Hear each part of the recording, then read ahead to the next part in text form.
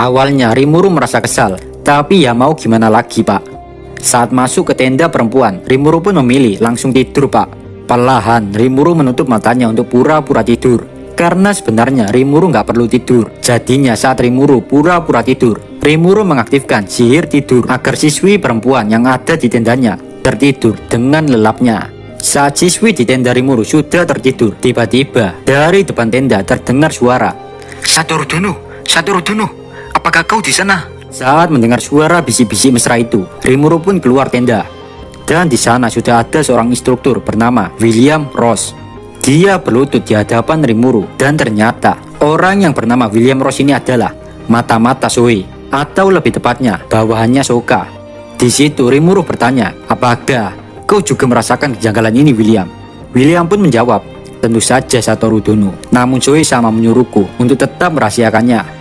Aku sempat ketakutan saat dihubungi langsung dengan Zoe sama. Bahkan tubuhku sampai sekarang masih gemetaran. Ya aneh sih, ngomong sama Zoe gemetaran. Ngomong sama Rimuru biasa aja, gak logis anjing. Pengen di smackdown Rimuru nih orang. Setelah itu Rimuru dituntut William menuju tenda khusus para instruktur. Saat Rimuru memasuki tenda itu, seketika para guru dan instruktur berlutut di hadapan Rimuru. Gokil abis ini, bahkan gue juga ikutan merinding pak. Yari.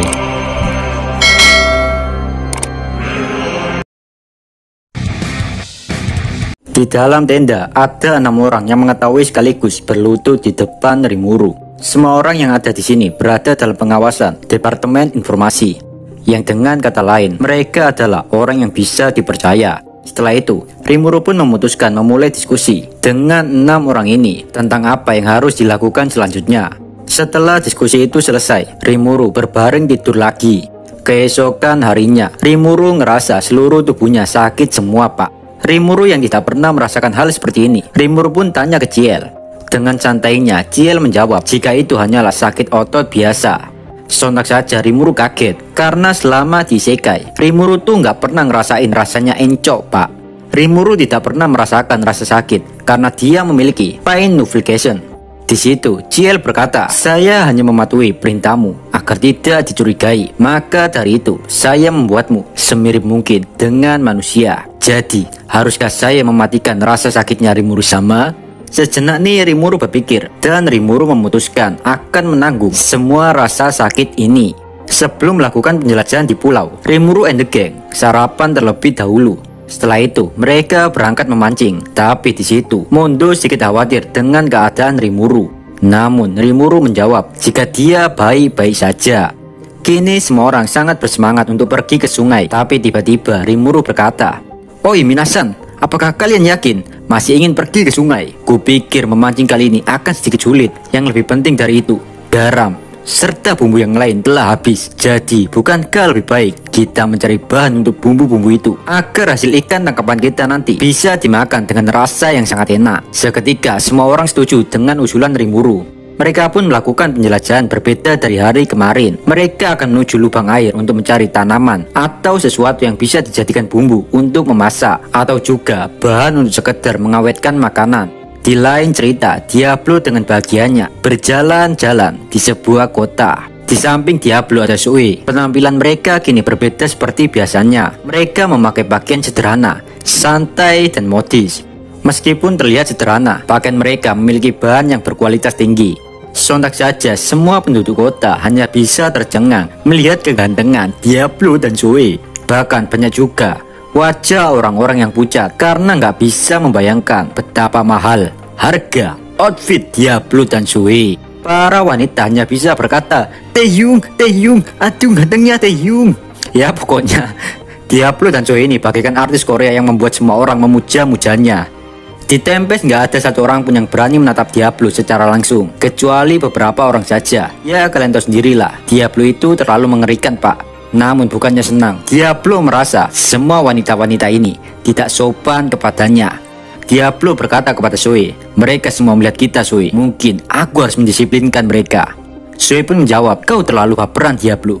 Mereka bukan menentangmu, tapi pakaian mula yang terlalu mencolok hingga membuat mereka terpesona. Meskipun dijelaskan berapa kali pun oleh Zoe, Diablo tidak bisa menerima hal ini. Bagi Diablo, hal ini adalah pertama kalinya ada seekor manusia yang berani menatapnya begitu lancang tanpa ketakutan sedikit pun. Padahal Diablo sengaja memakai pakaian ini supaya tidak menarik perhatian. Tapi nyatanya semua orang penduduk kota malah terpesona dengan outfitnya Diablo dan Zoe. Dengan menatap sinis orang-orang, suara dalam hati Diablo berkata, "Kalian para manusia akan kuhukum setelah misi ini selesai." Lalu di situ Diablo pun mengambil Zoe dan berbisik, "Zoe-kun, bagaimana kalau kita membunuh mereka semua yang menatap kita?" Seketika Zoe ikutan jengkel, Pak. Zoe menjawab, "Yari, sudah kuduga kau akan mengatakan itu. Inilah alasanku tidak ingin datang ke sini bersamamu, Diablo." Gila emang Diablo ini, Pak. Di otaknya itu isinya bunuh doang, anjing. Dan setelah itu mereka berdua terus berjalan menuju Tempest Development of Human Resource Academy. Itu adalah pendidikan terbaik dari 3 sekolah besar di Isekai yang dibawa naungan Rimuru.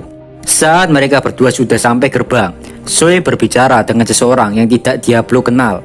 Karena kegabutannya itu, Diablo pun melihat sekelilingnya. Dan saat itu, Diablo melihat ada sekelompok orang aneh mengenakan jubah putih dan penutup kepala yang menutupi wajah mereka. Kelompok itu juga memiliki suatu jimat atau benda yang dapat memblokir seseorang yang ingin mendeteksi kemampuan mereka. Mungkin Dragon Eyes milim-milim bisa mendeteksi kemampuan mereka, tapi Demon Eyes Diablo tidak bisa mengorek lebih dalam kemampuan kelompok itu. Gara-gara hal seperti itu, seketika mood Diablo makin bertambah buruk. Diablo makin merasa jengkel, Pak. Di era ini sudah maju, Pak, dimana jika kalian memiliki cuan, maka kalian bisa memiliki persenjataan anti-iblis, atau bahkan kalian bisa mendapatkan senjata yang kekuatannya setara dengan kelas legend. Oh iya, Pak, di sini Diablo menyamar sebagai manusia, jadi kekuatannya sangat-sangat tidak overpower. Tentunya situasi seperti ini membuat Diablo gelisah dan ingin segera menghabisi kelompok itu. Bagi Diablo, dia bisa menghabisi kelompok itu hanya dengan 1 menit saja. Tepat saat Zoe mengalihkan pandangannya dari Diablo, Diablo langsung melangkahkan kakinya dan maju menghampiri kelompok tersebut. Tapi tiba-tiba Zoe meraih bahu Diablo dan berkata, "Jangan mencari masalah saat aku mengalihkan pandangan darimu, Diablo." Dengan santainya Diablo menjawab, "Kau salah sangka, Zoe-kun. Orang-orang itu meresahkan. Jadi kupikir aku mungkin harus berbicara dengan mereka." Dengan menggelengkan kepalanya, Zoe mengatakan, "Itu sama saja membuat masalah, Diablo tai." Di situ Zoe mengatakan kepada Diablo jika Zoe telah mengutus Moss dan telah menghubungi seorang guru sihir dari Akademi Ingracia bernama William Ross sebagai mata-mata. Namun Diablo nggak terlalu peduli dengan apa yang Zoe jelaskan. Kini mood Diablo berubah lagi. Diablo tidak tertarik lagi dengan kelompok berjubah putih itu. Diablo penasaran apa yang Tuan Rimuru lakukan sekarang. Secara diam-diam, Diablo pun memanggil klon milik Moss untuk segera mencari tahu kegiatan Rimuru. Bagi Diablo, jika seseorang lagi dalam mode penyamaran, akan sulit mengetahui saat sedang diawasi oleh Moss. Tapi hal itu mungkin tidak berlaku untuk Rimuru. Di satu sisi, klon milik Moss yang lain menghubungi Zoe melalui transmisi pikiran. Di situ, Zoe pun memberitahu informasi jika para instruktur bekerja dengan sangat baik. Namun sepertinya ada guru yang tidak berusaha melindungi Rimuru sama dari bahaya. Dalam sekejap emosi Diablo meluap-luap saat mendengar hal tersebut. Dengan senyuman psikopat, Diablo memberikan saran kepada Zoe agar Moss membunuh semua orang yang ada di sana, kecuali Rimuru dan para siswa. Sontak saja, Zoe hanya bisa menghela nafas panjang. "Sudah kukatakan Diablo, jangan melakukan hal-hal yang tidak berguna. Tindakan seperti itu hanya akan membuat semua rencana Tuan Rimuru berantakan. Kita harus melakukan misi ini tanpa diketahui siapapun." Ya, intinya di sini, Zoe itu terus menasihati Diablo hingga pada akhirnya Diablo pun mengerti. Namun tetap saja ada sedikit kegelisahan di hati Diablo. Diablo bertanya kepada Zoe, "Lalu bagaimana jika William yang kau utus sebagai mata-mata tidak melakukan tugas seperti yang kau perintahkan, Zoe-kun?" Dengan tegas Zoe menjawab, "Jika hal itu terjadi, maka kita harus membunuh mereka semua, termasuk William." Saat mendengar hal itu, Diablo langsung tersenyum dan menyetujui apa yang Zoe ucapkan. Setelah itu, Zoe dan Diablo masuk ke gerbang Akademi Pengembangan Sumber Daya Manusia.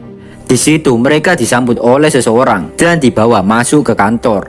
Sambil berjalan menuju kantor, Diablo masih terus berpikir jika tindakan yang Zoe lakukan untuk menghentikan Diablo sebelumnya ada benarnya. Bagi Diablo, dia selalu berpikiran untuk menghukum orang-orang yang mencurigakan atau kurang ajar. Namun setelah bersama dengan Zoe, Diablo bisa berpikir lebih jernih dan jauh lagi untuk bersabar menunggu bukti-bukti terlebih dahulu agar tidak membuat malu Tuan Rimuru. Perlu kita ingat, jika pemimpin dunia yang dulu yaitu Vildanava memimpin umat manusia dengan menjadikan para Demon Lord sebagai penjaga dunia agar manusia tidak sewenang-wenang. Sedangkan cara Rimuru memimpin dunia adalah menyatukan umat manusia dengan cara penuh kedamaian. Bagi Diablo, siapapun orang yang mencoba bertindak bodoh dan ingin merusak kebijakan Rimuru sama di akademi, maka Diablo tidak akan segan-segan menghukum orang tersebut. Di situ Diablo dan Zoe duduk di sofa, dan di depan mereka sudah ada seseorang yang telah diberi wewenang untuk mengemban tugas sebagai kepala sekolah akademi. Kepala sekolah itu adalah goblin yang telah dievolusikan Rimuru. Saat melihat kehadiran Zoe dan Diablo di sini, dalam sekejap kepala sekolah itu merasa gelisah. Dia menyadari jika sekolah yang dia pimpin telah gagal dalam beberapa aspek. Di situ Zoe sudah menyiapkan beberapa pertanyaan untuk kepala sekolah, dan kepala sekolah berusaha menjawab atas apa yang dia ketahui tanpa ada kendala apapun. Sementara itu, Diablo berusaha mengamati setiap kata per kata kepala sekolah itu. Apakah ada kebohongan atau enggak?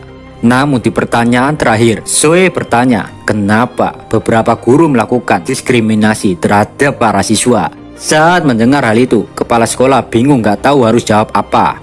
Karena kelihayan Zoe dalam berbicara bagaikan podcast Om Botak membuat Diablo kagum kepadanya. Suara dalam hati Diablo berkata, Zoe-kun, tidak kusangka kau adalah pria yang bisa diandalkan. Tidak heran Rimuru sama memberikan kepercayaan menjaga rahasia kepadanya. Di satu sisi, Diablo dan Zoe masih menunggu jawaban kepala sekolah. Setelah menunggu beberapa menit, kepala sekolah akhirnya buka suara.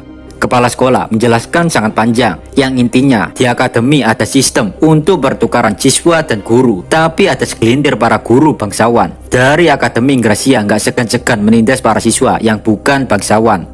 Dan kepala sekolah yakin guru-guru ini juga menyewa atau membawa orang-orang berjubah putih sebagai penjaga.